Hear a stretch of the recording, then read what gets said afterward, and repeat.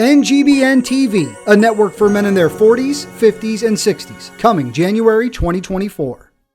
This is the rundown with Rubio for Tuesday, October 3rd, 2023. Everything happens for a reason. Josh Kruger, a left-wing Philadelphia journalist, was shot and killed in his own home. Obviously, this is not a good thing. You don't want anyone shot and killed, let alone in their own home.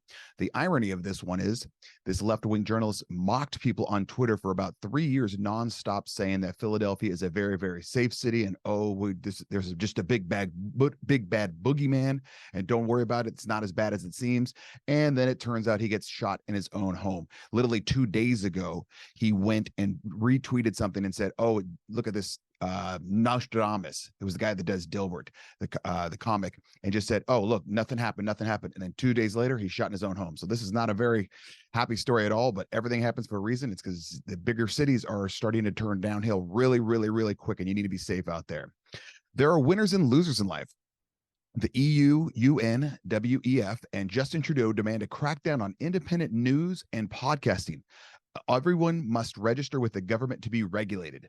This is obviously a very slippery slope. And if you think this is a good thing, you've got some sort of problems here, in my opinion, simply because once they start regulating anything that you're saying on a podcast form, what are they going to say is good and who's going to say it's bad? And then who are the people that are regulating this? That's the big thing here. Who's going to tell you what you can and cannot listen to or watch or things like that?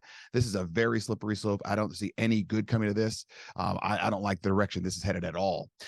Third, accept and embrace. This is a wild story.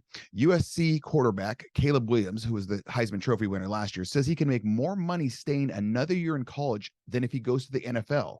And he's also already said he will only play for the Cowboys, Raiders, Vikings, Giants, and 49ers. He's getting so much money through the NIL, the name, image, likeness, that he can actually stay in college and make more money and not have to deal with the contracts and all that stuff, which is insane. But you have to accept and embrace it because this is what NCAA allowed, and they're just going to go with it. And I have a feeling at some point the NFL, who is just a monster of a capitalist, is going to step in at some point and say, "Hey, we can't have this kid missing a season in NFL because that brings more viewers and everything to their channels and their games and all that stuff." And so they're going to probably, I bet you they intervene. I bet you the NFL intervenes. Mark this down. Working hard is not enough. A Maine high school sophomore transgender runner dominates girls' races and rises to 4th in the rankings as a sophomore, but as a freshman boy was 172nd.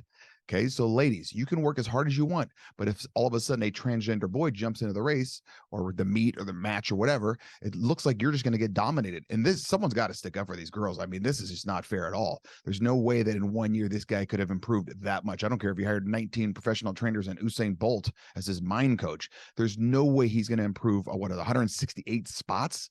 Someone needs to stick up for these girls sooner than later because they can work as hard as they want, but it's just not going to happen. And the last one, confidence is the key.